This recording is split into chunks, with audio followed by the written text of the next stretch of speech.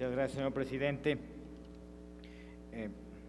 Con todo gusto, señora diputada, con todo gusto, si usted me permite que pudiéramos enviarle una nota con las cifras que tiene la Secretaría de Hacienda con respecto al subejercicio, me atrevería a hacerlo y por supuesto reunirnos con usted si así usted lo considera, pero ciertamente no coinciden con lo que usted está manejando.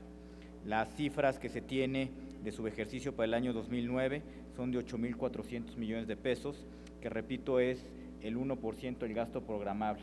Puesto de otra manera, quiere decir que la efectividad del gasto fue del 99%, que repito es el menor en los últimos años. Ciertamente, ¿de qué depende? Que algunas dependencias tengan subejercicio, que si bien en base a la trayectoria histórica parecen los menores, pero ¿en qué consiste? Bueno, pues depende básicamente de la naturaleza propia de las propias dependencias, en particular la Secretaría de Comunicaciones y Transportes, que depende de la ejecución del gasto, de que los proyectos cumplan con ciertas características, por ejemplo, que tengan derechos de vía, que tengan un programa ejecutivo, que tengan un registro en cartera, que tengan un análisis costo-beneficio para estar ciertos de que la inversión que se va a hacer ahí no tenga impacto ambiental, sea socialmente rentable, que efectivamente no se estén traspasando los derechos de algunos privados y que se cumpla con las disposiciones ambientales. Eso hace que en algunas ocasiones el gasto en la Secretaría de Comunicaciones y Transportes sea o no sea todo lo efectivo que quisiéramos. Sin embargo, hay que reconocer que tiene un grado de efectividad también importante y de reconocer en términos de porcentaje con respecto al gasto programable. También es importante señalar que se tiene el menor porcentaje de subejercicio como porcentaje del gasto programable y asimismo también se tienen presupuestos históricamente altos, es decir, que en términos nominales las dependencias de gobierno están cada vez aplicando una mayor cantidad de gasto.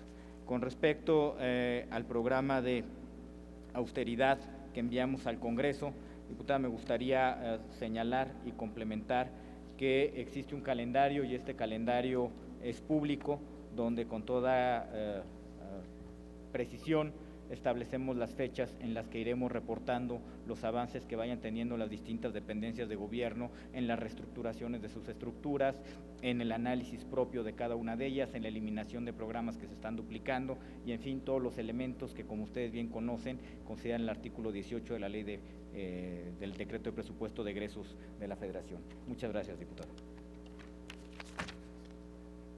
Gracias, señor secretario. Tiene la palabra para réplica hasta por 2 minutos la diputada Teresa Rosaura Ochoa Mejía.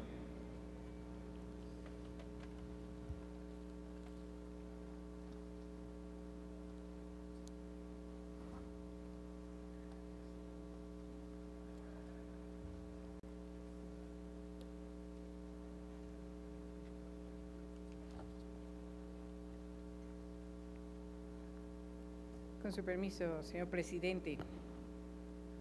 Qué lástima, señor secretario, que tenga usted una visión distinta, que no exista coincidencia, sobre todo en datos que vemos y que son muy evidentes a la luz y en la vida pública de este país. Y será mejor así, mientras no se rindan cuentas y se deje de favorecer discrecionalmente a grupos, según veo, como lo están considerando.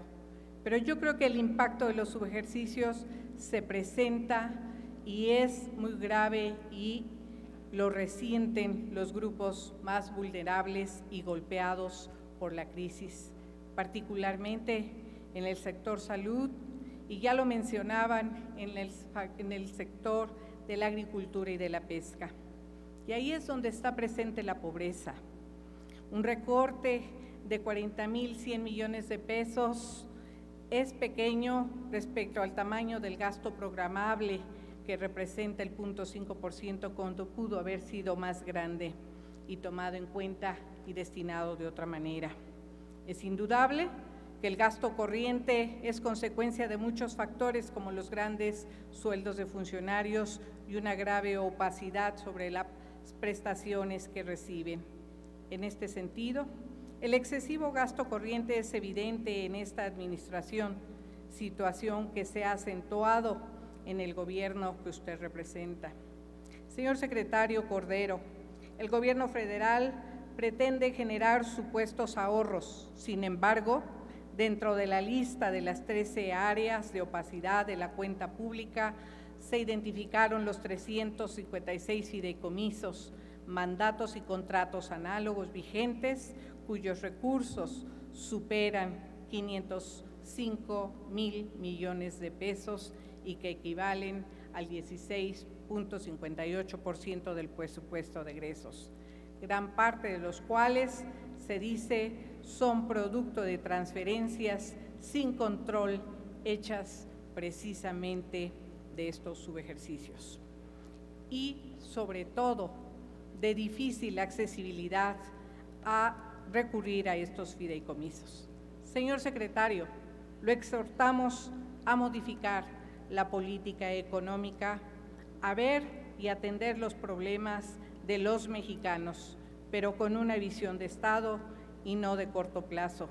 Y qué bueno que se siguen sumando Concluya, por favor, diputada. diputados a esta visión, a una visión de Estado, ojalá sea para cambio del modelo económico y no distraer más en obstáculos y situaciones obsoletas que no le dejan nada a este país. Es cuanto, señor presidente. Gracias, diputada. Señoras y señores diputados, hemos terminado la primera ronda de preguntas, respuestas y réplicas. De acuerdo a lo establecido y